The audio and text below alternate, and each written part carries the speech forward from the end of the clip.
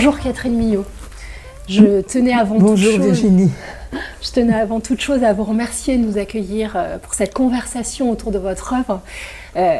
Avec Philippe Elbois, nous sommes très heureux d'avoir cette chance de vous rencontrer donc pour un grand entretien de Lacan Web Télévision. Alors, nos collègues psychanalystes et tous les amis de la psychanalyse d'orientation lacanienne vous connaissent. Ils connaissent bien l'originalité de votre travail, puisque vous êtes psychanalyste et écrivaine. Ils connaissent notamment, mais pas seulement, vos ouvrages théoriques qui sont, je trouve, d'une grande actualité. Je pense notamment à Freud, Antipédagogue, qui est la publication de votre thèse, où il y a toute une question que vous développez sur l'inéducable, dont tout éducateur ou professeur devrait s'enseigner aujourd'hui. Et puis je pense aussi à Hors-Sexe, qui est malheureusement plus disponible et qu'on trouve dans toutes les bonnes bibliothèques, qui est vraiment un éclairage aussi très actuel sur la question trans et la diversité des solutions. Mais je tenais quand même à rappeler brièvement votre parcours pour ceux parmi nos spectateurs qui ne sont pas nécessairement familiers des concepts analytiques et pour lesquels l'ensemble de vos ouvrages, donc théoriques mais aussi ceux qui ne sont pas théoriques, peut ouvrir bien des perspectives par les temps qui courent. Alors, je le disais, vous avez d'abord publié des ouvrages théoriques, donc Freud, Antipédagogue, Hors-Sexe, et puis aussi Nobodadi, sur l'hystérie dans le siècle. C'est des ouvrages qui sont liés à votre recherche et votre enseignement au département de psychanalyse où vous avez enseigné à l'Université de Paris 8. Et puis petit à petit, vous vous êtes engagé dans un travail d'écriture toujours plus personnel. À partir de votre lecture, on y reviendra, le lien entre l'écriture, enfin la lecture et l'écriture, à partir de votre lecture d'œuvres diverses, peut-être pas si diverses que ça, mais en tout cas d'écrivains très différents comme Joyce, Rilke, Proust, Colette et bien d'autres, notamment dans votre ouvrage La vocation de l'écrivain, avant de travailler sur Gide, Genet et Mishima.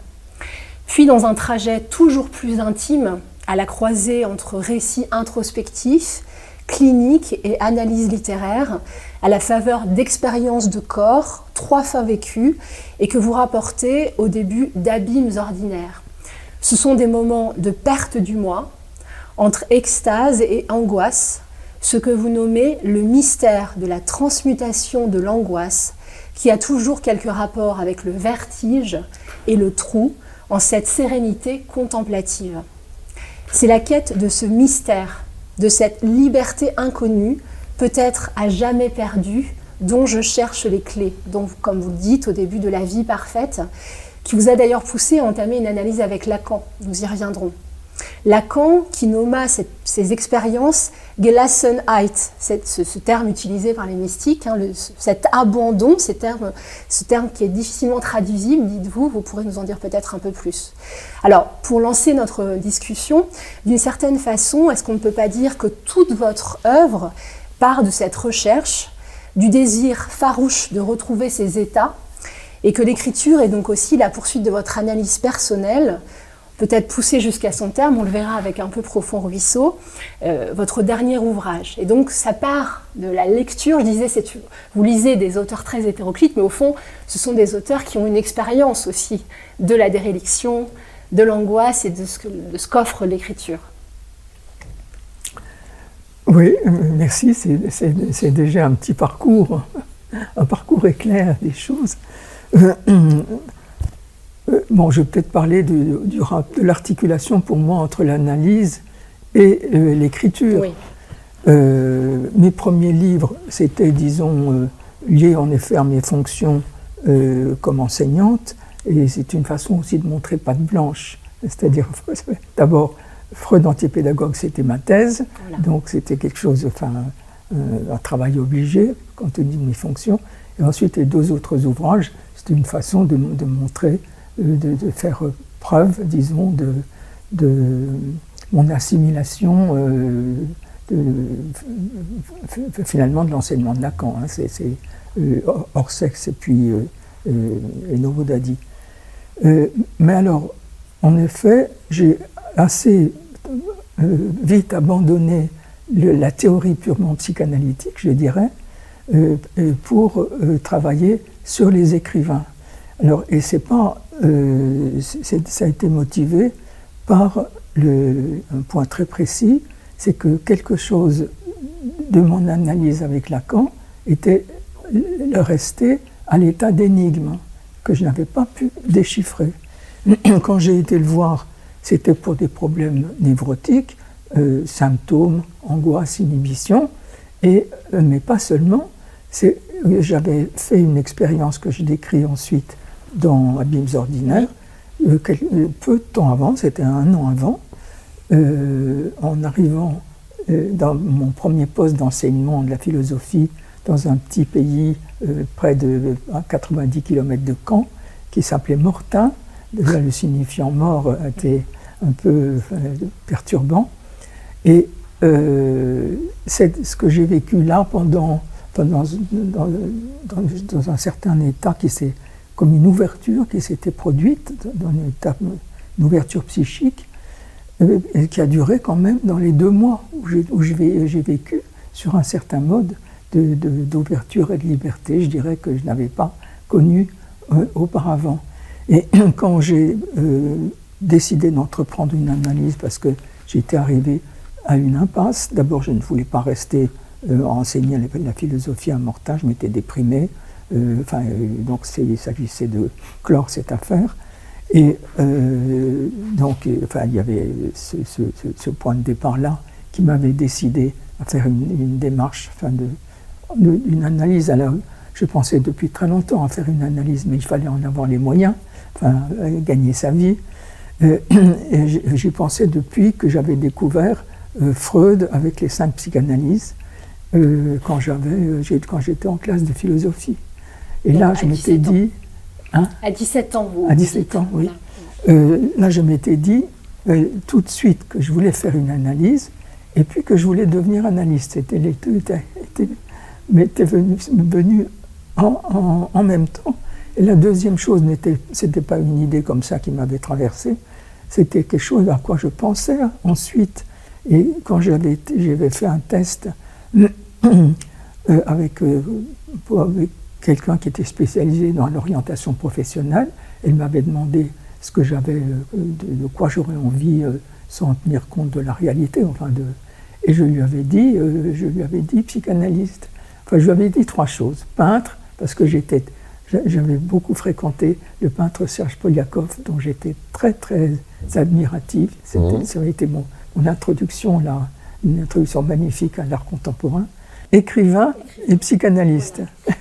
Vous en avez réalisé Peintre, c'était de la... je considère toujours d'ailleurs que c'est le plus beau métier qui soit. Simplement, ce n'était pas du tout dans mes cordes. Et donc, écrivain, voilà, j'avais ça depuis que j'étais petite. Et psychanalyste, c'était depuis peu. Et cette personne m'avait dit, pour devenir psychanalyste, il faut faire médecine. Mais à cette époque-là, j'étais très phobique de toutes les maladies. Si je regardais un dictionnaire médical, je pensais les avoir toutes. Je me suis dit, non, c'est pas possible.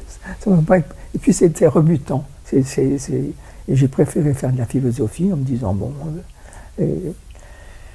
Alors donc, quand je vais voir Lacan, il y avait ces problèmes névrotiques, et puis il y avait cette expérience que j'avais connue pendant 2 mois à Mortain, dont j'attendais de l'analyse à la fois, c'était pour moi comme une énigme, qu'est-ce qui m'est arrivé là, et je pensais que la psychanalyse pouvait éclairer ça, et puis c'était aussi peut-être en état dont je me disais que l'analyse pouvait y reconduire. Voilà. Et ça, d'ailleurs, là-dessus, je dois dire que quand même, à part certains moments dans mon analyse où je les ai retrouvés, où j'ai retrouvé cet état, c'était très fugitif. Une fois, ça avait duré 1 semaine, mais c'est tout. Je n'ai pas réussi à ce que... C'était quelqu'un qui s'appelle Geneviève Lanfranchi qui parlait de vivre en vacuité. Au fond, c'était ça. Mon rêve, ça aurait été de vivre en vacuité. Eh bien, je n'y suis jamais arrivé. Donc, vraiment? Vous avez quand même développé un style. Vous avez développé un style inimitable, vraiment un style à vous, et qui est marqué, je trouve, de cette dimension de vacuole, comme vous dites quelque part. Oui, vous n'êtes pas dans la foule. Vous êtes dans un espace à vous.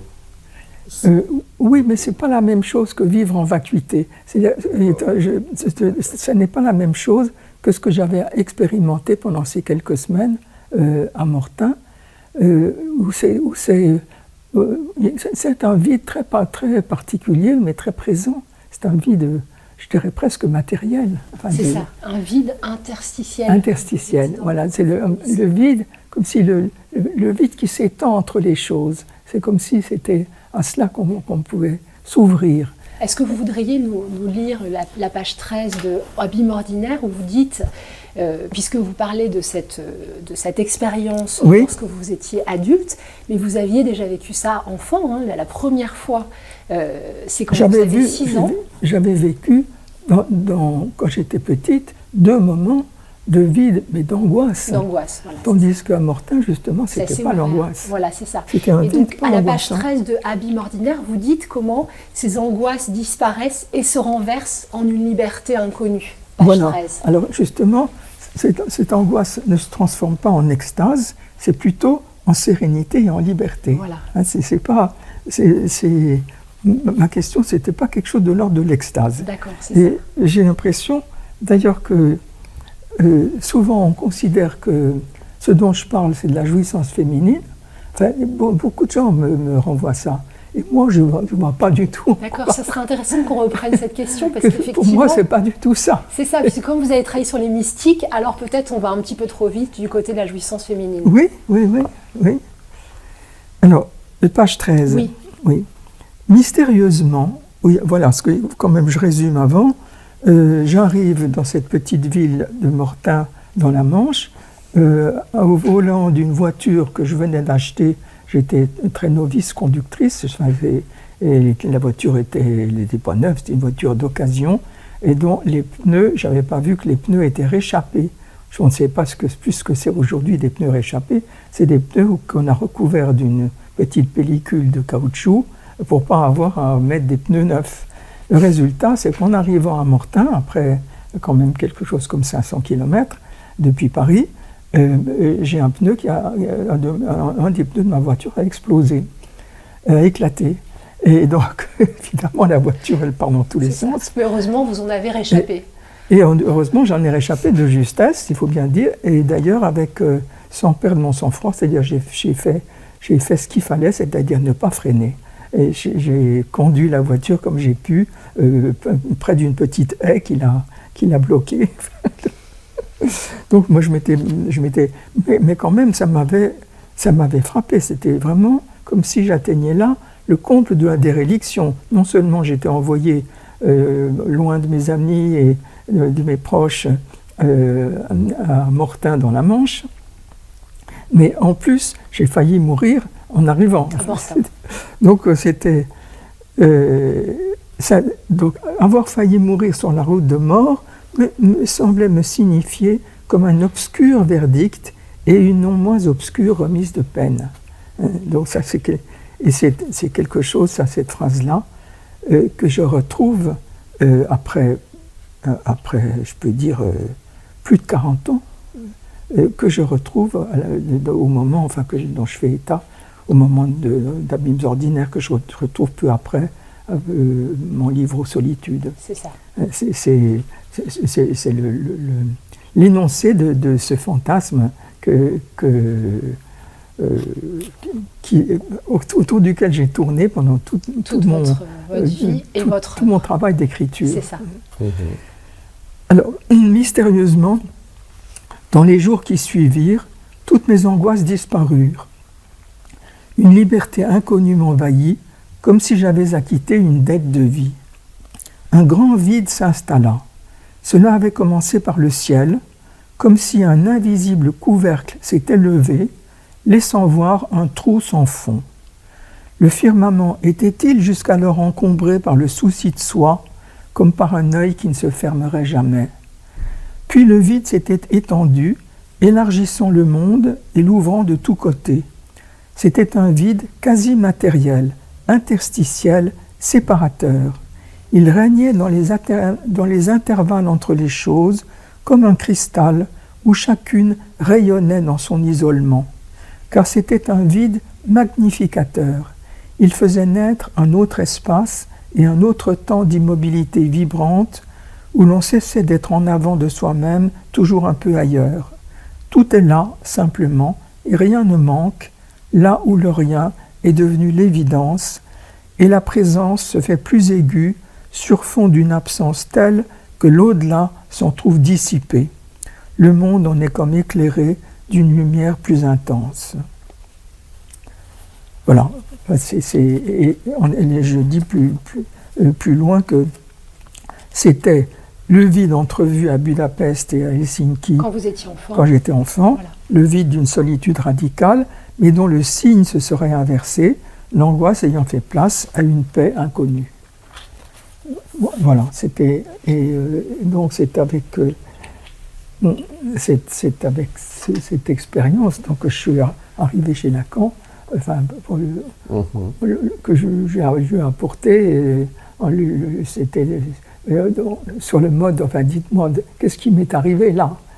Et la réponse qu'il me donne, c'est, ça n'est pas, parce que j'étais prête moi, à ce qu'ils me disent, c'est un phénomène de dépersonnalisation, ou enfin, je ne sais pas, qu'il aurait pu me donner une explication psychanalytique, ou tout ce que... Et il me dit simplement, c'est de la Gelassenheit. Et la Gelassenheit, c'est en effet un terme qu'on trouve chez Maître Eckhart, mais pas seulement, c'est aussi chez Heidegger. Il y a un texte de Heidegger qui s'intitule Die Gelassenheit, et qu'on traduit d'habitude, enfin le titre habituel c'est Sérénité. C'est bon, alors moi j'étais, comme les mystiques, je les lisais déjà beaucoup, je lisais Maître Eckhart en particulier, et ça ne m'avançait pas en grand chose, mais néanmoins j'étais comme, il y avait comme une sorte de reconnaissance. Ça venait nommer quand même quelque chose qui... Il avait nommé, et c'était comme une sorte de reconnaissance, et comme finalement un encouragement à aller chercher la réponse à ma question chez les mystiques. Et ce que j'ai continué à faire, de toute façon je ne l'ai pas trouvé, parce que comme je n'étais pas croyante, enfin pour moi la foi n'était pas une dimension concevable, enfin, du coup ça j'ai lu les mystiques pendant... Et puis il y a un moment où Lacan il en a eu marre, que je lui... Enfin, il n'y a pas seulement ça, c'est que je lui ai apporté des textes des mystiques sur le mode, dites-moi qu'est-ce qu'ils racontent, de quoi s'agit-il chez eux, puisque je reconnais quelque chose. Et je lui avais apporté comme ça Hadvige d'Anvers. Hadvige d'Anvers, où elles sont deux d'ailleurs. Il y en a une qui appartient à la mystique des noces, et l'autre à la mystique plutôt de la mystique rhénane, disons. C'était deux béguines. Et voilà, donc je lui apporte ça pour qu'il le lise et qu'il me dise. Et puis il en a parlé à son séminaire. Voilà, le séminaire 20, dans le séminaire 20, inspiré oui. de Alors ça. effectivement, le séminaire 20, c'est certainement pas un hasard. S'il a parlé des mystiques, c'est parce que je devais j'étais tellement branché là-dessus qu'effectivement, voilà. Là, d'une certaine façon, je ne suis pas sûr qu'il entendait par là répondre à ma question. Mais disons qu'il s'en est emparé pour ce qu'il avait à dire. Voilà, c'est ça. Simplement. Voilà, c'est ça. Et il avance justement vers la question de l'autre jouissance. Oui, et en effet, et en s'appuyant sur la représentation par le Bernin de Thérèse d'Avila, qu'on trouve dans une église, l'église de la Victoire, je crois, à Rome, où elle est en effet tout à fait révulsée, couchée en arrière, la bouche ouverte, avec un ange qui la pénètre, on va dire, avec une flèche. Comme ce qu'elle raconte, ce dont elle fait le récit à plusieurs reprises dans son œuvre, et en particulier dans sa vie, dans le compte-rendu de sa vie. Mais bon, moi, c'était pas Sainte Thérèse surtout cette Sainte Thérèse-là, parce que plus tard, dans la 7e demeure, là, je reconnaissais davantage quelque chose. Mais c'était pas la Thérèse extatique qui m'intéressait, moi. C'était Maître Eckhart. C'était pas du tout son genre, l'extase. C'est bien que, bon, d'accord, il y avait la jouissance féminine et puis l'extase un certain mode d'extase dans la mystique, mais ce n'était pas tout de la mystique. Et ce n'était pas la mystique qui m'intéressait. Donc en somme, c'est comme s'il avait répondu complètement à côté pour moi. C'est ça. Et du coup, ça vous a permis quand même de poursuivre votre recherche. Enfin, ça a quand même... d'une certaine façon, comment dire, j'ai continué à lire les mystiques, mais il y a eu un moment où il a dit que la mystique était un fléau, comme le montrent tous ceux qui tombent dedans. Voilà. Du coup, ça a fait un point d'arrêt, là. D'une part, je ne pouvais plus en parler, et puis ça a certainement fait un point d'arrêt. Ça a fait un interdit, en tout cas, de travailler dessus. Et en fait, je l'ai levé, à un moment donné, c'est interdit, et ça a donné la vie parfaite. Voilà. Mais c'était 20 ans après. Hein. D'ailleurs, les abîmes ordinaires, ils commencent par la Gelassenheit, oui. Et ils terminent par la lecture que vous en faites avec la grâce. Je pense que vous parlez à peu près comme ça, la grâce paternelle, la grâce de votre Père qui vous permet de pratiquer l'otium cum dignitate que vous évoquez aussi dans ce même livre, qui est donc c'est un peu un espace justement en dehors de la foule, voire même en dehors de la loi.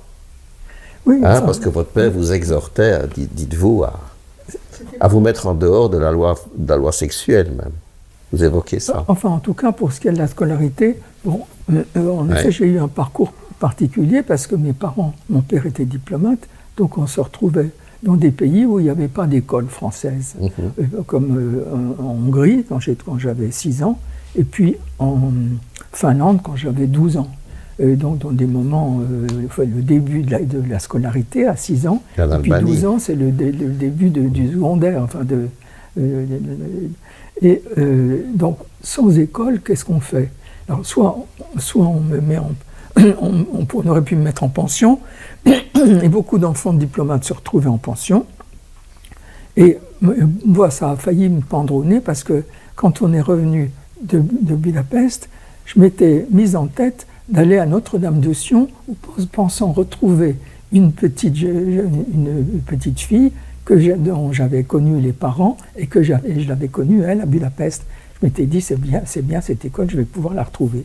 Et Notre-Dame-de-Sion, ça a été une journée pour moi, enfin pas entièrement, mais c'était... j'ai vécu ça comme un cauchemar, surtout la fin de la journée. D'abord parce que je n'avais pas un instant à moi.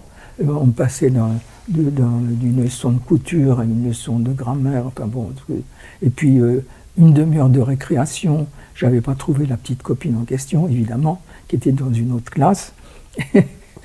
Et puis à la sortie, la maîtresse me retient pour me dire les devoirs qu'il y avait à faire pour le lendemain. Je me suis dit, mais quoi? Qu'est-ce que j'ai fait toute la journée à travailler? Il va falloir encore à la maison que je fasse des devoirs. Pour moi, ce n'était pas possible. Et donc, je suis arrivé et toute la soirée, j'ai pleuré toutes les larmes de mon corps et mon père a accepté que je n'y retourne pas. Je n'y ai pas remis les pieds. Et en effet, quand ils sont repartis en Finlande, on ne m'a pas mise en pensionnaire à Notre-Dame-de-Sion. Et ça, je dois dire que j'ai échappé belle. De temps en temps, la fuite m'a sauvé. C'est une fuite paternellement autorisée, c'est ça qui est... Vous faites un portrait de votre père, c'est quand même touchant. Tout à fait. Pas alors, du mon tout. père, oui, d'abord parce que mon père avait beaucoup... Du côté de l'autorisation et du un père qui dit oui et qui vous ouvre un espace... Oui, c'est-à-dire qu'il a... Alors, c'est un peu... Je te raconte un peu d'ailleurs ça. Oui, justement, vous parlez d'un rêve avec les débuts de l'aviation avec Lacan, par rapport à Notre-Dame-de-Sion. Oui. Mais... oui, parce que mon père avait beaucoup pâti quand il était enfant et adolescent du régime du lycée. Enfin, il avait beaucoup souffert et de la dépression probablement de ses parents sur lui pour les résultats scolaires. Et puis il avait des cousines qui, elles, étaient très tranquilles. Elles avaient été retirées du lycée parce que ça les fatiguait. Enfin, elles devaient avoir quelques leçons particulières à la maison. Et donc c'était... Pour mon père, les filles là étaient vraiment des privilégiés. Et en somme, il m'a vu un peu comme ça. Hein, c'est-à-dire pour lui, ce n'était pas impératif la scolarité, puisque je pouvais me rattacher à cette tradition des filles, de ces deux filles qui étaient sœurs, enfin, qui étaient ses cousines, qui n'avaient pas eu à subir la scolarité. Donc, en Finlande, j'avais des cours particuliers, c'est-à-dire que je n'étais pas hors la loi du tout, parce qu'on a tout à fait le droit d'éduquer ses enfants à la maison. Hein. Et puis en plus, j'avais un cours par correspondance avec le cours Atmer, où à Pression, on avait trouvé ce cours qui m'a bien, enfin, dans lequel j'étais très bien, le cours Atmer. Mais le cours Atmer, dans les petites classes, c'était seulement une fois par semaine. Il fallait avoir une institutrice à la maison. Enfin bref, je l'ai payé, cette histoire de quitter Notre-Dame de Sion, parce que du coup, je restais confiné à la maison, dans les jupes de ma mère, et bon, et puis toute seule, j'avais pas de copains, pas de copines. Bon. Et bon, ça a été, en Finlande, c'était mieux, parce que on habitait un immeuble dans la forêt, où je me suis fait des copains et des copines pour aller faire du ski, tout ça. Donc là, je n'ai pas souffert de l'isolement. Et j'avais un cours par semaine de latin avec un père dominicain qui était formidable. J'avais un cours de russe avec une russe blanche qui vivait à Helsinki. Un cours d'anglais avec une canadienne, et puis un cours de maths, et puis basta. Et mon cours par correspondance, que je faisais comme je voulais en fait. Mais mon père m'avait dit, tu travailles 4 heures par jour. Et je les comptais, les 4 heures, je les faisais. mais jamais personne ne regardait, mon père ne jetait jamais un œil sur mes devoirs, ma mère non plus. C'était complètement... Je ne sais pas si mon père ne se désintéressait pas, mais il ne s'impliquait pas. Je veux dire, c'était mon affaire, en gros. Quelle confiance en même temps. Quelle confiance en même temps. C'est vrai, enfin, oui. Enfin, en tout cas, il y a quelque chose qui vous donne. Peut-être vous pouvez lire cette page qui explique très bien ça, et qui est une manière aussi, on pourra parler de votre mère avec un peu profond ruisseau, puisque la question du désir obscur de la mère, vous y revenez à la toute fin de votre œuvre, et voilà, ça a un rapport aussi avec notre analyse.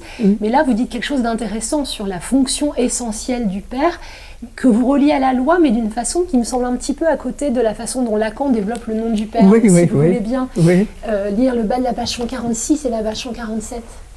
Oui, alors je parle du fantasme de sauvetage. Hein, c'est que mon père m'a sauvé effectivement d'une scolarité insupportable.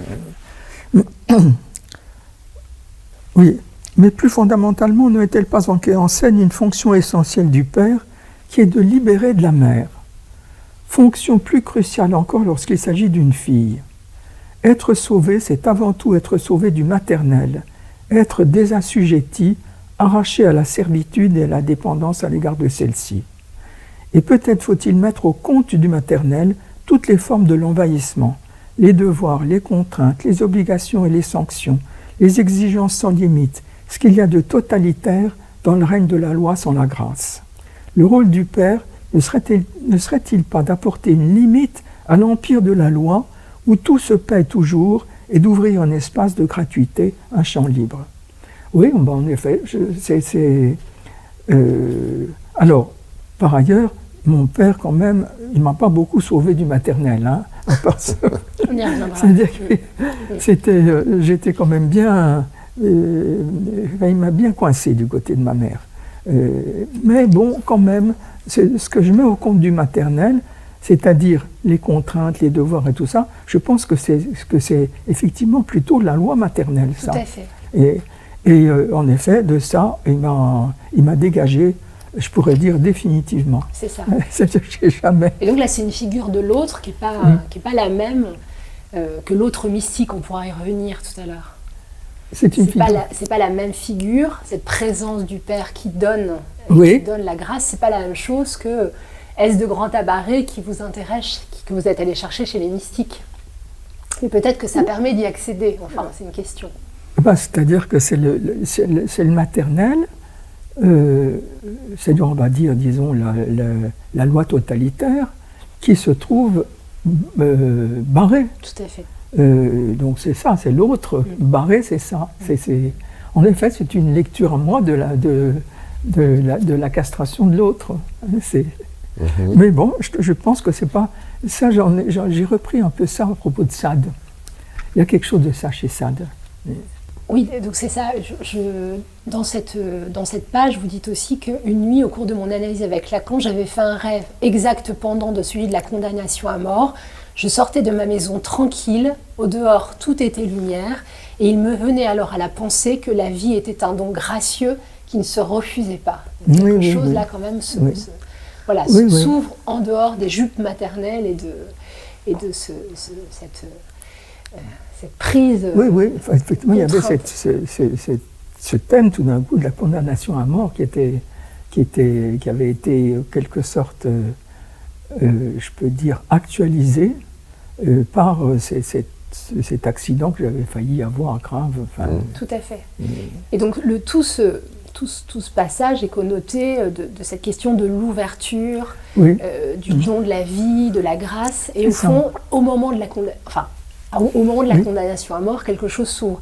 D'une certaine façon, est-ce que c'est pas un peu ce que vous retrouvez dans la vie parfaite, la vie parfaite qui est la vie nue, vous reprenez ça à Étienne Soum, qui est internée, même internée volontaire dans le camp, donc elle était juive pendant la Seconde Guerre mondiale, elle allait au fond accompagner ceux qui étaient voués à la mort pendant la Seconde Guerre mondiale.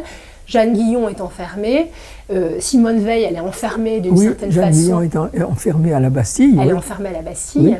Simone Veil, donc la troisième mystique sur laquelle vous travaillez dans La vie parfaite, elle est enfermée dans son corps et dans une quête de la spiritualité qui lui échappe. Enfin, vous dites qu'il y a quelque chose là qui est plus difficile chez Simone Veil. Oui, chez Simone Veil, c'est un naufrage qui m'a consternée. Tout à fait. Et en même temps, chez toutes les trois, vous cherchez ce mystère une sorte de renversement topologique où la quête de l'intérieur, l'intériorité, ouvre justement... son espace illimité. Voilà, un espace illimité. Il y a quand même un renversement topologique. Vous dites que d'ailleurs chez les mystiques, ce dont il s'agit, c'est d'un espace. C'est très lacanien, c'est la manière dont Lacan le travaille. C'est le large. Le terme de Guyon, c'est le large. Voilà. Et le large, ça dit tout. C'est prendre le large, c'est... Tout à fait. Pour moi, les mystiques, c'est pas l'extase, c'est le large. Voilà, c'est pas l'extase, c'est le large. Ça, vous distinguez bien. Et donc, ce que vous précisez là avec ces trois femmes, parce que ce sont aussi trois femmes, c'est qu'il ne s'agit pas de la jouissance féminine telle que Lacan le développe dans le séminaire 20 finalement. C'est autre chose. Oui, elles ne sont pas là-dedans. Oui, elles sont pas dans... Oui, c'est pas... Guyon... À aucun moment elle n'est dans l'extase. C'est pas du tout sa particularité. Et pourtant, comme disait Delacroix, qui a fait un ouvrage qui s'intitule Les grands mystiques chrétiens, il met Guyon sur le même niveau que Saint Jean de la Croix et Thérèse d'Avila. Et il la met sur le même niveau sur un point très précis, c'est qu'elle atteint un état mystique qui ne l'empêche pas d'œuvrer, d'être active dans le sens de l'œuvre.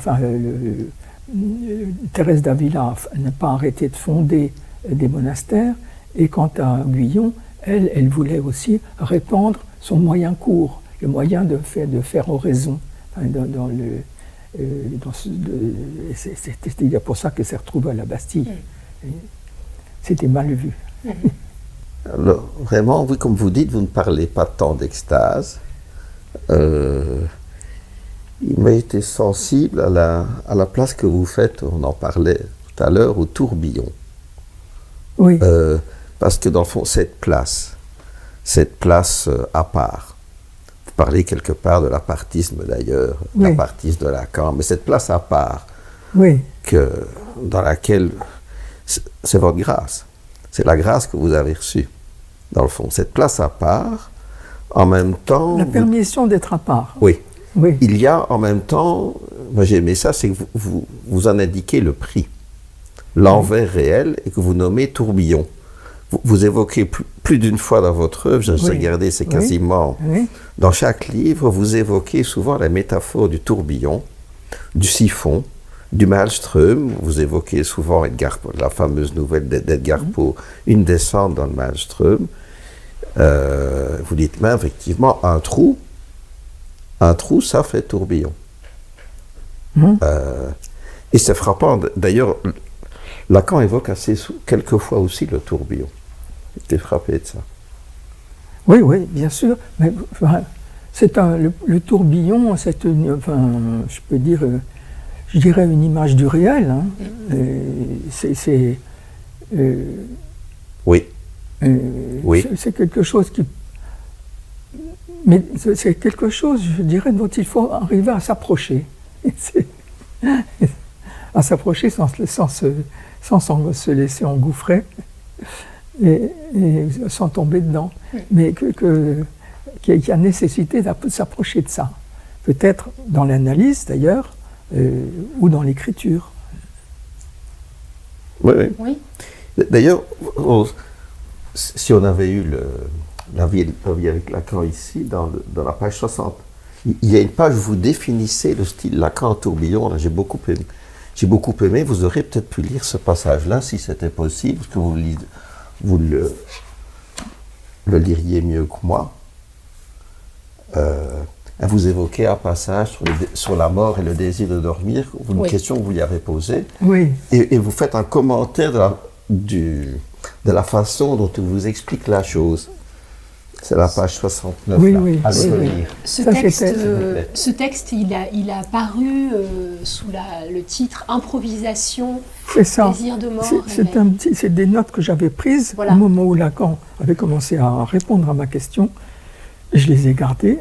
Et puis après sa mort, je les ai données pour qu'elles soient publiées dans Ornica. Tout à fait. Vous voyez, le paragraphe qui commence à les relire. Ah oui, c'est ça. Non, c'était pas dans Ornica, c'était dans l'âne. Oui. Dans l'âne. Oui, je l'interroge. Le désir de mort était-il à situer du côté du désir de dormir ou d'un désir de réveil? Question qui l'intéressa suffisamment pour qu'il me répondît après un long silence. Ce fut une réponse très circonstanciée qui m'amena à prendre des notes que je gardais précieusement. À les relire aujourd'hui, ces notes qui furent publiées dans la revue L'âne me semblent refléter fidèlement le mouvement de sa pensée, son caractère tourbillonnant.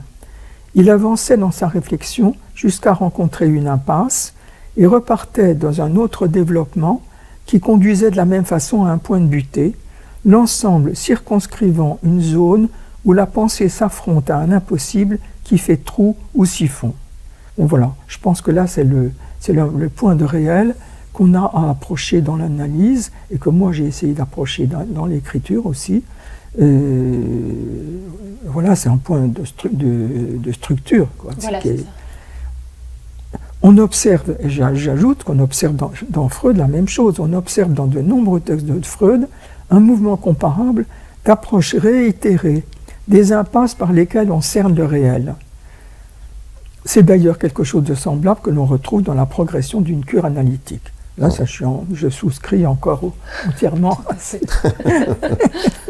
Vous êtes d'accord avec votre... Ce jour-là, Lacan parla de rêve de réveil. La vie, avait-il dit, est quelque chose de tout à fait impossible qui peut rêver de réveil absolu. Je mesure aujourd'hui à quel point ce rêve m'a longtemps habité. Voilà. Il avait ajouté, ce désir de réveil n'est autre que le rêve de se noyer dans le savoir absolu dont il n'y a pas trace. Voilà, et au fond, un autre endroit, il dit que le réveil absolu, c'est la mort. Enfin, il y a quelque chose oui, c'est-à-dire pas de réveil du tout. Pas de réveil du tout. D'une certaine façon, chez les trois mystiques dont on parlait, sur lesquels vous avez travaillé dans La vie parfaite, vous dites, c'est aussi, donc on peut aller jusqu'à la réduction, la chute des identifications, du moi, toutes ces pelures d'oignon que vous reprenez aussi, pour aller à cet os, Jacques-Alain Miller a parlé de l'os de la cure, une réduction jusqu'à ce point de buter. Et puis il y a aussi ces mystiques dont vous dites que la vie parfaite, c'est le réel. C'est un acquiescement, acquiescement au réel. Quelque chose aussi de cet ordre-là.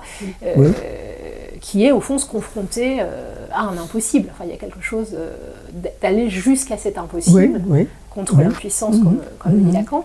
Mais au fond, il y a aussi chez vous, alors ça c'est du côté des mystiques, mais il y a aussi la question de l'écriture chez vous. C'est-à-dire que écrire, c'est aussi se tenir, vous dites écrire, c'est m'efforcer, c'est dans Abîme ordinaire, c'est m'efforcer de me tenir aux abords des abîmes. Il y a aussi quelque chose, un mouvement constant finalement, qui vous permet aussi de retrouver cet état au plus proche du trou finalement. Enfin, on peut dire ça comme ça. Oui, c'est-à-dire que, j'ai fait donc une analyse avec Lacan sans déchiffrer mon énigme de cette expérience de Mortain, et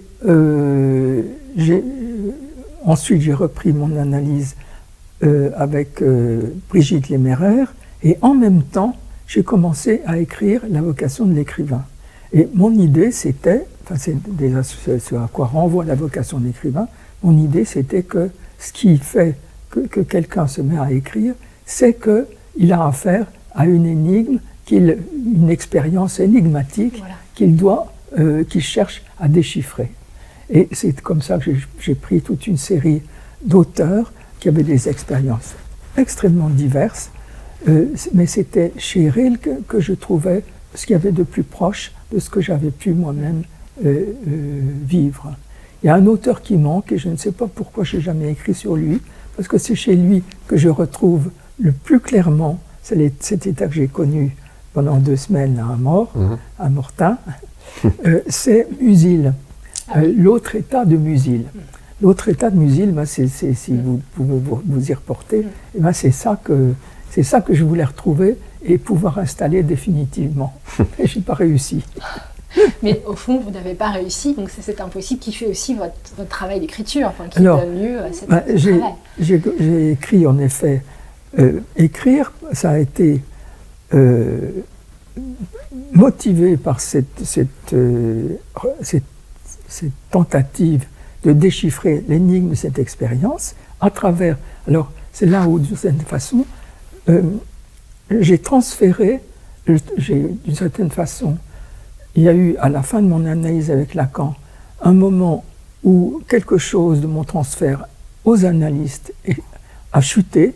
C'était le moment de Deauville, il y a eu un congrès sur la pince, et où personne n'a évoqué quoi que ce soit qui ressemble à ce que j'avais traversé. Et donc je me suis dit que de ce côté-là, du côté des analystes, je n'aurais jamais de réponse à ma question. Donc il y a ça, quelque chose, probablement mon transfert à Lacan a dû tomber aussi en même temps.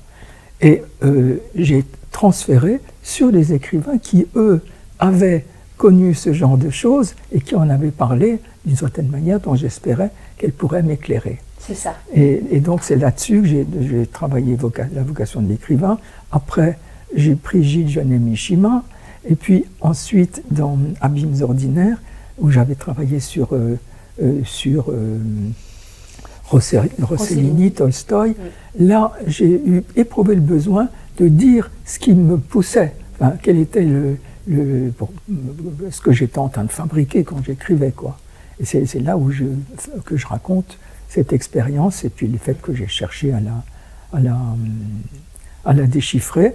Et ce que je finis par déchiffrer, en passant par Rossellini et Tolstoï, c'est un fantasme de sauvetage. Voilà, tout à fait. Lorsque je n'avais pas déchiffré, encore et qu'il m'a fallu 20 ans de plus pratiquement, c'est que ce fantasme de sauvetage, il était couplé à un fantasme d'être condamné à mort. Voilà. C'était d'être. On va y revenir avec un peu Profond Ruisseau. Oui, voilà, c'est ça. Parce que vous bouclez en quelque sorte la boucle, mais avant, et finalement, vous montrez là que écrire, c'est d'abord lire pour vous. Donc vous êtes une grande lectrice, il y a une passion de la lecture. Vous nous disiez tout à l'heure qu'il y a quelque chose que vous avez éprouvé très tôt en lisant Poe, justement pour revenir au tourbillon, une terreur en lisant les contes d'Edgar Allan Poe. Et dans Ô solitude, vous dites votre amour de la lecture, un compagnonnage avec les auteurs, on est seul avec un ami. Houellebecq dit ça aussi, que la lecture, c'est être seul avec un ami. Et vous décrivez dans Ô solitude que lire est une vie surnuméraire pour ceux à qui vivre ne suffit pas. C'est comme une rencontre amoureuse qui n'aurait pas de fin, puis vient l'accomplissement de l'amour qu'est l'écriture. C'est tellement bien dit. Oui, tout à fait. Oui, c'est-à-dire que je peux lire, par exemple, Rilke, mais je l'ai tellement lu. À chaque fois que je partais en vacances, je trimballais les volumes, c'est des gros volumes, enfin, c'est pesant. Et pendant plusieurs années. Et une fois que j'ai écrit, ça y est, je suis quitte. Donc, d'une certaine façon, pour pouvoir me débarrasser d'un écrivain, il faut que j'écrive sur lui.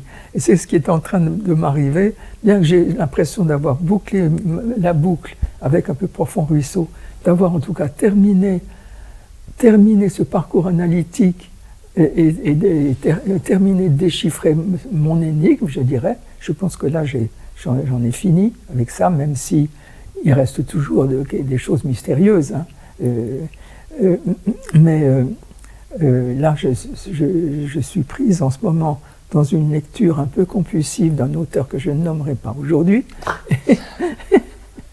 Et je me dis qu'il va falloir que je me débrouille pour écrire quelque chose sur lui. Pour vous en libérer. Pour m'en libérer. C'est ça. Mais donc ça a commencé par une expérience presque de corps, là aussi, la terreur en lisant Poe. Je lisais d'autres choses aussi. Hein. J'ai énormément lu à partir de l'âge de 7, 8 ans. C'est un moment où j'ai eu une primo-infection, et d'ailleurs non détectée comme telle, non diagnostiquée comme telle, où j'ai passé des semaines au lit. Et heureusement, mon grand-père m'avait donné des livres. Et puis, c'est là que. Et puis, ce livre d'Edgar Poe, c'était une amie de ma mère qui l'avait donné à ma mère, je crois, puis j'étais tombé dessus. Mais ce qui est amusant, c'est que je suis allé en Norvège, et je pense que c'était en grande partie pour pouvoir aller trouver le lieu dans les îles Lofoten. Ouais.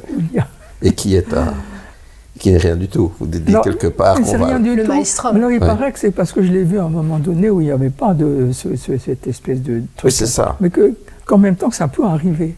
Et il y a des moments où ça fait vraiment tourbillon. Enfin là, ce que j'ai vu, c'était rien. Mais ça, oui.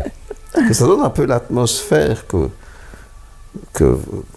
vos textes, que vos livres dégagent, je trouve. Il y a un côté... est-ce qu'il n'y a pas un côté... tourbillon par temps calme. Tourbillon par temps calme. Oui, ça dit qu'il n'y a pas d'atmosphère. C'est pas une atmosphère survoltée. On n'est pas dans la destruction, dans le Maelstrom, mais seulement il peut y avoir une espèce d'atmosphère assez. Oui, vous évoquez la sérénité tout à l'heure. Il y a quelque chose de ça, mais ça peut basculer. Ça peut basculer. C'est-à-dire... La voiture peut déraper. Enfin, quelque chose peut... Même dans votre... Souvent, ces moments-là, je trouve, évoquent parfois un moment de bascule où les choses peuvent s'accélérer. L'idée... Il y a un peu ces deux régimes, me dirais-je. L'idée, c'est que la sérénité inclut le tourbillon. Oui, voilà. C'est ça. C'est pas que ça peut basculer d'un coup, que de la sérénité on bascule dans le tourbillon, c'est que la sérénité inclut le tourbillon, oui, c'est mieux dit. Très bien. On tient compte, c'est-à-dire qu'il n'y a pas de sérénité vraie si elle n'inclut pas le tourbillon. Voilà, c'est ça. Comme la vacuole, c'est un autre espace là aussi. Pour revenir à cette question, la lecture, ce que je me disais en vous écoutant, c'est aussi que donc il y a ce que vous cherchez en lisant ces auteurs et ce qui vous permet d'écrire. En tout cas, là, vous dites quelque chose d'autre, c'est que vous séparez d'eux aussi dans l'écriture, d'une certaine façon. Je pense à un texte de Jacques-Alain Miller qui s'appelle « Lire un symptôme », où il montre que l'analyste, à la suite de Freud et de Lacan, c'est un lecteur, c'est un interprète, c'est quelqu'un qui lit aussi. Il y a le versant déchiffrable du symptôme, et puis il y a la question réelle, justement de ce qui résiste, du côté impossible, et ce avec quoi on peut vivre ensuite quand on a fini son analyse. Mais ce qui est intéressant, c'est que jamais vous rabattez les expériences des auteurs sur la vôtre, et d'une certaine façon, comme analyste, vous n'allez pas non plus chercher ces expériences-là que vous avez vécues vous-même. Enfin, c'est quelque chose d'autre dont vous faites part. C'est vraiment, à la suite de Lacan, la singularité des patients. Enfin, oui, il y a quelque chose qui n'est pas un écho, vous n'allez pas chercher un écho, c'est pas seulement ça, votre lecture des textes ou votre pratique d'analyse, c'est différent. Oui, oui, enfin, ceci dit, quand je vais, enfin, les écrivains que je lis, sur lesquels j'ai travaillé, j'y retrouvais quelque chose, un écho, une parenté. Voilà. Chez mes patients, pas du tout. Je trouve qu'ils n'ont pas vécu les mêmes choses que moi, et je n'ai aucune pente à m'identifier à eux. Hein. Je les trouve tous d'ailleurs très différents les uns des autres, et disons que je vois mon métier comme vraiment un accueil de l'originalité de chacun. Hein. Et puis, comme aussi,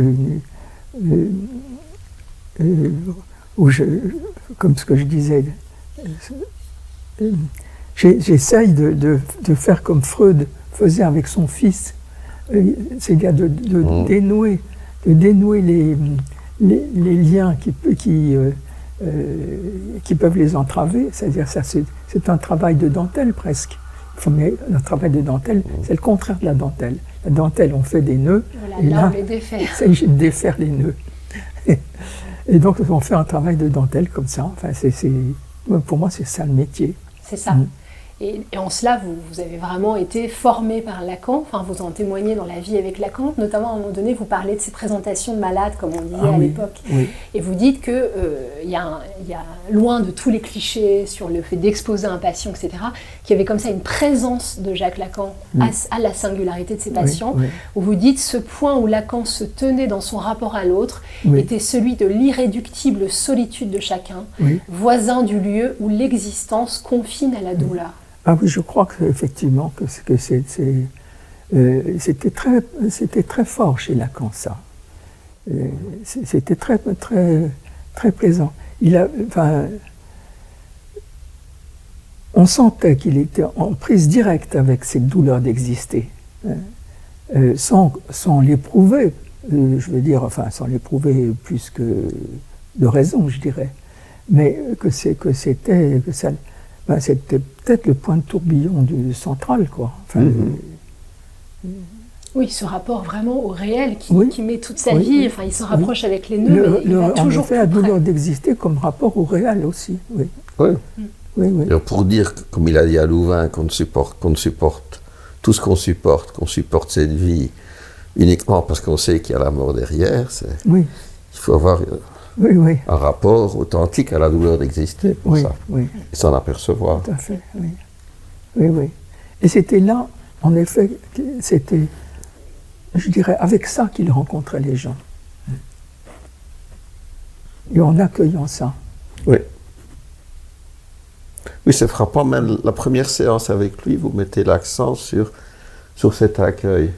Oui. Là où vous arrivez en pensant que le monde est déshumanisé parce que sur ce point-là, il n'y a personne qui peut parler de ça avec vous. Lui, il vous donne un mot, enfin, il est là, il reconnaît ça, et il l'accueille. Une analyse réussie commence comme ça. Dans le fond, on peut dire ça. Oui. Parvenir à faire ça, vous mettez l'accent là-dessus, c'est très parlant.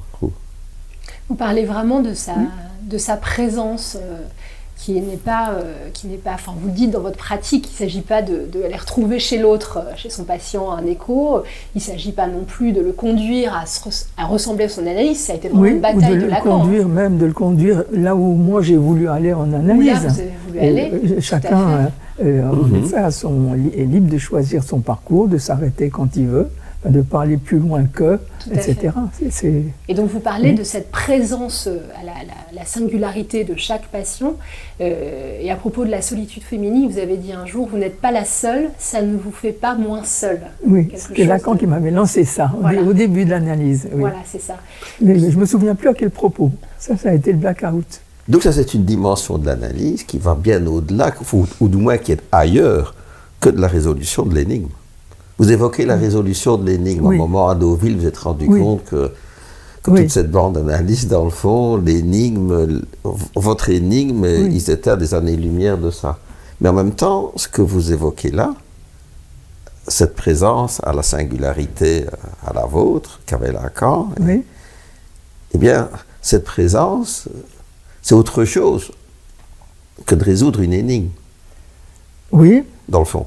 Oui, mais ça n'est pas incompatible. Ah non, non, c'est une autre dimension. C'est les voilà. deux. Exactement, absolument. Oui. Il faut qu'il y ait ça. Il faut qu'il y ait cette rencontre, quelque chose de... il faut rencontrer l'autre. Et je pense que cette rencontre ne peut se faire que sur cette base que je dis qui était celle de Lacan. C'est ça. En somme, un point de dénuement. Je pense que quand on est analyste, il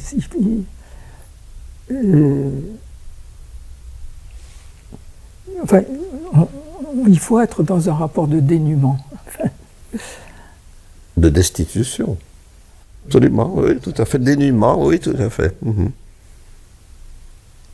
Oui, ça va avec le portrait que vous dressez de lui, puisque vous avez partagé sa vie, loin aussi là, des clichés de l'homme, la question de l'argent, la question de la richesse, tous ces fariboles. Au contraire, vous parlez d'un Lacan qui travaillait 12 heures par jour, une concentration extrême. Il y a les deux chez lui, il y a les deux faces là aussi, c'est-à-dire quelque chose d'une ouverture à l'autre.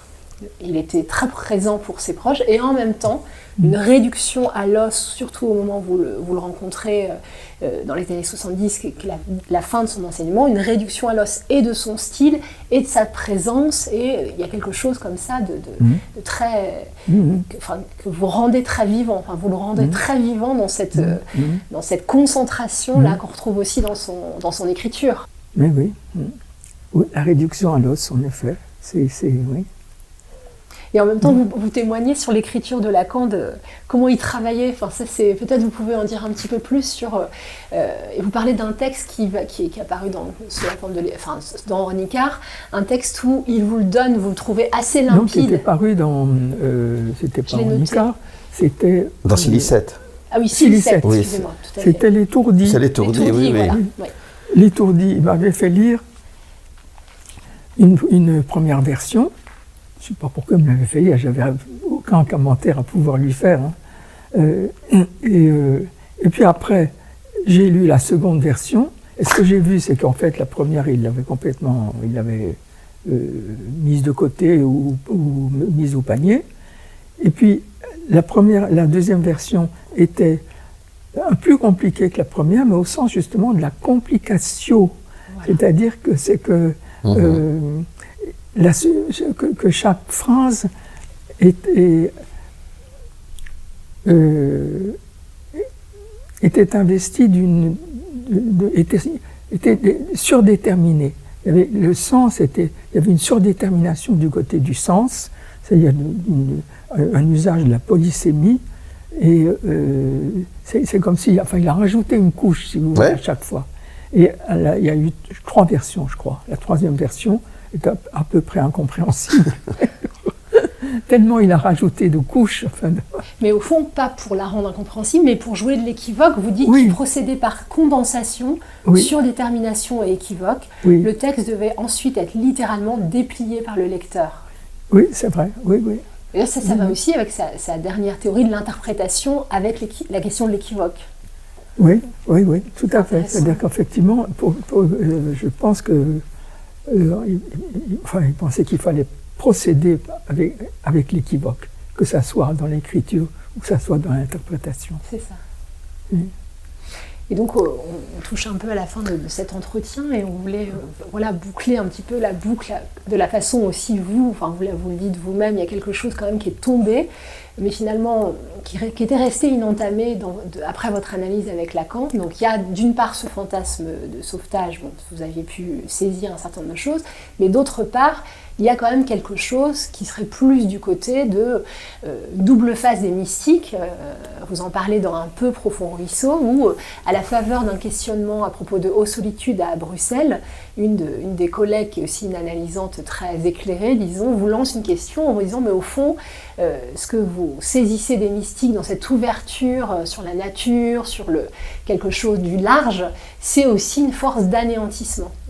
Et au fond, ça vous ouvre, alors que vous venez de traverser une épreuve qui aurait pu vous mener à la fin somatique, c'est-à-dire que vous avez contracté la Covid, vous en avez réchappé là aussi, une deuxième fois, vous arrivez à faire le pas supplémentaire, disons, par rapport à votre analyse dans l'écriture, et grâce aussi à l'interprétation de cette collègue, qui est lever le voile sur là quelque chose qui était plus obscur du côté du désir de mort, qui vient de très loin, puisque ça rejoint le désir obscur de la mère. On a parlé de votre père tout à l'heure, mais vous dites que là, quelque chose de moins entamé se fait jour et vous permet peut-être de boucler votre analyse. Oui. C'est comme une place. Oui. Alors, je déplie un peu parce que cette parole de cette jeune analyste, elle date de 2011 ou 2012, de juste après Aux Solitudes, que j'étais allé présenter à Bruxelles. Et donc je suis interpellé, mais ce n'était pas à propos des mystiques, c'était à propos de la nature et de ce que je pouvais dire de la sublimation aussi. C'est-à-dire que la nature, au fond, la nature vous voue à la destruction. Et ce qu'elle me faisait remarquer, c'est que je faisais consister un autre destructeur qui veut votre mort. Et je m'étais dit qu'en effet, elle avait raison, que ça n'était pas parce qu'il y a une évidence que la nature nous voue à la mort que ça ne cache pas un fantasme. C'est ça que je me suis dit. Et puis, je me suis rappelé un cauchemar que je raconte, d'ailleurs dans Abîmes ordinaires, un cauchemar où un aréopage me condamne à mort et je suis d'abord révolté, ensuite j'accepte et je suis sereine face à cette condamnation. Et donc ce rêve me revient, et puis tout d'un coup je fais le rapport avec le fait que quand je suis né, le médecin, c'était pas un aéropage, il était tout seul, mais le médecin avait dit que probablement je n'allais pas survivre, mais que bon, un premier enfant, ça arrive souvent, et qu'ils en auraient d'autres, il avait dit à mes parents.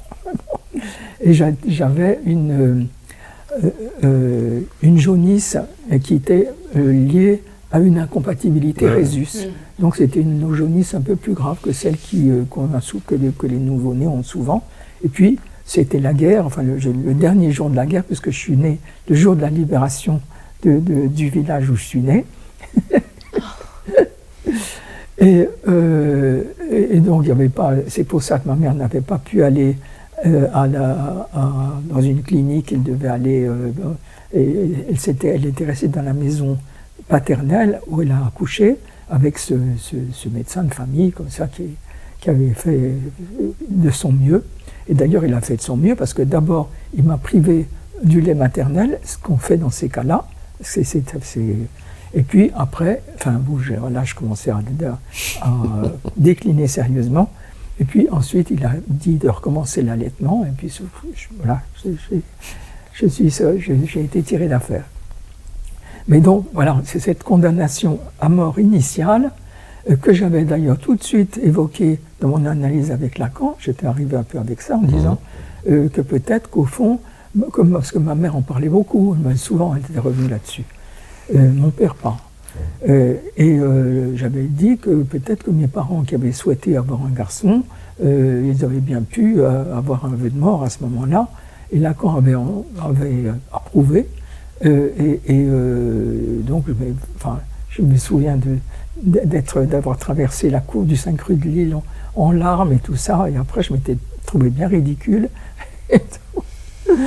C'est quand même le poids destinal, vous reprenez ça, c'est le poids destinal des paroles qui entourent la naissance d'un enfant. Oui, c'est ça, c'est les faits, les faits et les faits bonnes et mauvaises. Et donc j'étais là, né sous le signe de la condamnation et du salut aussi, où j'avais été quand même. Oui. Donc voilà, c'est ça qui Moi j'étais sensible à ça, les deux se tiennent. Oui. entre la grâce que vous donne votre Père et la condamnation à mort, parce que la grâce, ça peut être infernal. C'est la douleur d'exister pour l'éternité, si on veut. Ah oui. Alors que la condamnation à mort, bon, voilà, c'est... Au bout du compte, la condamnation à mort, elle va se réaliser, hein, et puis voilà, il y aura personne pour me sauver. Mais non, c'est... Chez vous, ça a touché quand même, parce que si vous aviez c'est pas... le seul point où nous nous ressemblons. Oui. C'est-à-dire, s'il n'y avait pas eu... C'est le seul point où nous nous ressemblons. Oui. C'est la mort. Oui. S'il n'y avait pas eu une voisine qui était venue s'enquérir de votre état... Ah oui, dans la nuit, probablement. Oui, parce que ma compagne était en Inde, elle avait eu du mal à revenir, parce que c'était le début du Covid, tout était bloqué. Elle aurait dû revenir le vendredi matin, elle est revenue samedi matin, et moi j'ai été hospitalisé dans la nuit du vendredi au samedi, avec un taux de saturation à 80, où j'aurais dû être dans le coma, mais en fait, bizarrement, avec le Covid, le taux de saturation très bas est compatible avec le fait de garder ses esprits. Enfin, c'est très étrange cette maladie. Et bon... Et alors, je reviens sur le fait que, après ce que j'ai découvert, donc, qui venait comme deuxième moitié de mon fantasme, c'est-à-dire être sauvé et être condamné, je me disais, il faut que j'écrive quelque chose là-dessus parce que je le dois à mes lecteurs. Enfin, c'est la suite et fin, quoi. Et je n'y arrivais pas. Et c'est après, donc en 2020, c'est-à-dire quand même 8 ans après, 8 ou 9 ans après, que j'ai pu boucler la chose parce que justement, j'avais revécu dans le réel la chose même, c'est-à-dire la condamnation, parce que c'était vraiment limite, hein, et puis le sauvetage par l'hôpital. C'est ça. Donc là, j'ai pu boucler les choses, j'ai pu écrire ce petit livre. Voilà, pour finir avec l'impression vraiment d'avoir fini. C'est ça. Et c'est vraiment une... Je disais, c'est vraiment comme la passe, parce que c'est là que vous bouclez, vous l'avez dit tout à l'heure, il y a quelque chose qui s'arrête pour vous. Ah oui, je me suis dit que c'était sans doute mon dernier livre. Puis en plus, Solers est mort 1 ou 2 ans après. Enfin, c'était Solers qui avait accompagné tout mon parcours, avec d'ailleurs, je en suis d'une énorme gratitude, hein, parce qu'il a accueilli et reçu tout ce que je lui apportais, enfin, il a suivi tout ce fil comme ça, il m'a donné un abri. Sauf le texte sur Gide, avez-vous dit un jour. Oui. Le livre où vous évoquez Gide, comme Solers n'aimait pas Gide, il a été un peu plus... C'est le seul point où il a un peu c'est-à-dire qu'il m'a fait, au lieu de me répondre tout de suite, il m'a fait attendre, j'ai dû le relancer. Oui, c'est au bout de 3 semaines seulement qu'il m'a dit, mais oui, bien sûr, et ça a été accepté au comité de lecture, ça y est, c'est parti. Il n'avait pas dit à moi. Oui. Parce que Gide, il n'aimait pas Gide. Il n'aimait pas Gide du tout, hein, ça c'est absolument... Je ne sais pas pourquoi. Moi j'aime beaucoup Gide. Oui, à cause de Madeleine, sans doute. Le rapport à Madeleine de Gide, il ne devait pas supporter. Solers ne devait pas. Ça vient un peu je ne sais pas si c'est ça, je ne sais pas. Je ne l'ai pas interrogé là-dessus. Tout le personnage, même, sans doute. Oui. Bon. Non, je crois que c'était tout le personnage. Oui, c'est bien possible. Justement, sur Lacan, pour finir, dans le fond, il y a une autre dimension qui me frappe quand on l'évoque maintenant, c'est que. Et c'est très plaisant, c'est que vous en faites, je trouve, ce qu'il était, c'est-à-dire un jeune homme. Oui. Vous insistez, Lacan n'a jamais eu 70 ans. À vous écouter, et quand on lit encore, on n'a pas l'idée que c'est un septuagénaire qui écrit ça. Hein? Et il avait un mode de vie adapté à son style, il vivait comme... Oui. C'est-à-dire, il ne vivait pas bourgeoisement. Bon, il y avait l'appartement de Sylvia, où il allait déjeuner tous les jours, mais il n'y vivait pas. Il dormait aux 5 rues de Lille, dans une toute petite chambre, enfin, et puis tous les soirs, il allait au restaurant, sauf quand il était invité par sa fille ou par moi. Enfin, effectivement, c'était une génération comme ça, je crois.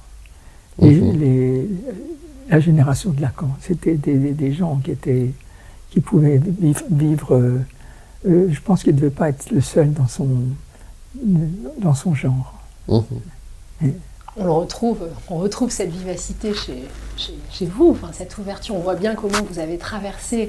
Enfin, il y a toutes ces expériences de la mort dont vous vous remettez. Et puis, il y a aussi cette présence-là que vous avez à l'autre. Et pour finir, j'aimerais bien qu'on finisse avec ce que vous arrivez à capter, finalement, une fois traversé cette expérience de la Covid, cette relecture que vous faites ensuite de tout cet attrait pour les mystiques et pour le désir de néant aussi. Oui. Il y a quelque chose où, malgré la haine de votre mère, dites-vous, malgré ce désir de mort à l'œuvre chez vous que vous n'aviez pas aperçu, que vous n'apercevez qu'avec cette expérience de Covid, et bien quand même vous arrivez à saisir quelque chose du mystère de la vie, vous dites, quelque chose de la réduction là aussi. Oui. On a beaucoup parlé de la réduction, réduction du style, réduction à l'os, de la pulsion, le réel, le trou. Et finalement, c'est une réduction chez elle, du côté, et peut-être chez vous, enfin, vous nous en direz quelque chose, parce que les grandes mystiques que vous travaillez, vous dites que c'est des grandes orales, des grandes affirmatrices aussi. Elles ont aussi cette présence. Oui. Et chez votre mère, vous saisissez dans cet amenuisement de sa vie, à la toute fin de sa vie, où elle dit non. Elle dit non, ou alors elle dit oui à ce qu'elle aime manger. Enfin, il y a quelque chose autour de la bouche que vous allez chercher aussi chez Beckett, dans la pièce Oh les beaux jours, qui est aussi une pièce sur ce...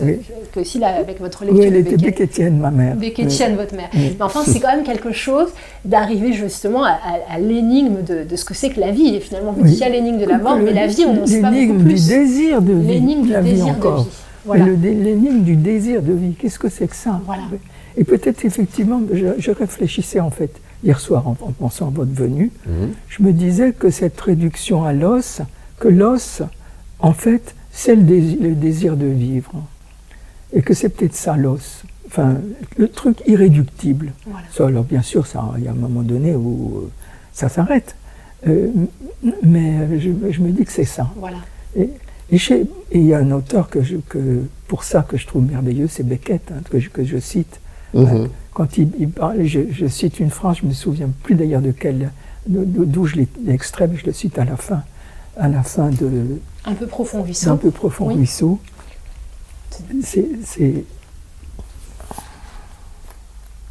Voilà. De quel seul mot en dire le changement? Je l'applique à ma mère, c'est Beckett.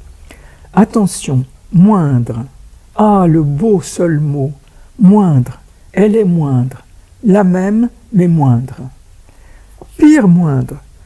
Plus pas concevable. Pire à défaut d'un meilleur moindre. Le meilleur moindre. Non. Néant le meilleur. Le meilleur pire. Non. Pas le meilleur pire.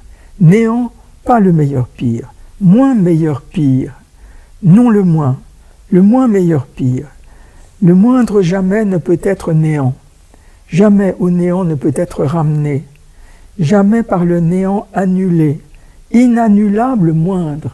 Et voilà, je pense que c'est ça, le point, en somme, le point où il me semble qu'il faut amener l'analyse à l'inannulable moindre. Oui, c'est magnifique. Absolument. Très bien. C'est magnifique. Je vous propose qu'on s'arrête là-dessus. Merci beaucoup, Catherine Mignot. Merci à vous. Pour votre présence. Merci.